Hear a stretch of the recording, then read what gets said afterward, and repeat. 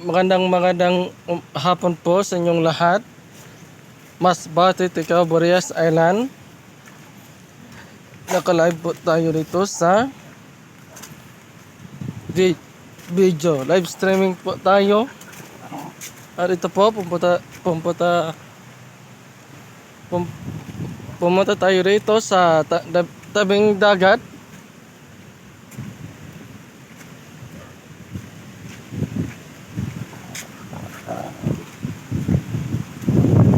So, ito na po. Sa ulat ngayon ng panahon sa Pag-asa at malakas ang alon dito sa Burias Island. So,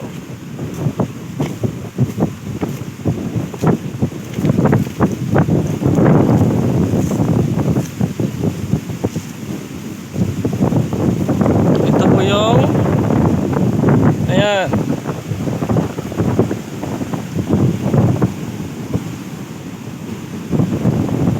Ayan po. Yan mga ka-vloggers, nandito po tayo sa lugar na to na Burok Chris Marco site, Pasig Claveria, Masbate.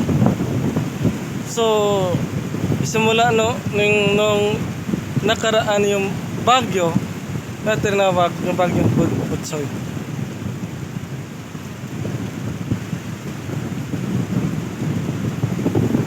So naka-live streaming po tayo ngayon. So dito po ang yan, malakas ang alon. Hindi makabiyahe ang mga motor na tigatig. At pwede lang makabiyahe ang barko.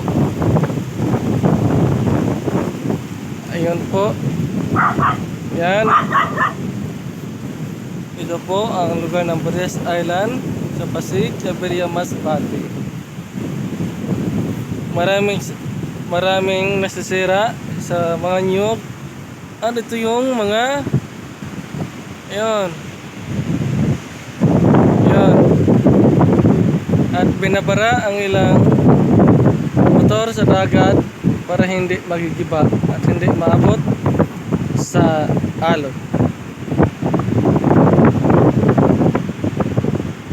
Guys, sa atong live karon dire sa DYW Bombo Radio Burias Island, nakinahanglan na nakapaabot kami kay Bongbong Marcos na sana mabigyan mo kami ng ayuda dito kas na 10,000 pesos at para makatulong sa amin mga pobre at mga pulubi dito po sa Burias Island. Yun po, may mga tao na mangingilaw ito sa tabing ng dagat, yung kabatuan, yung mga bato. Yan.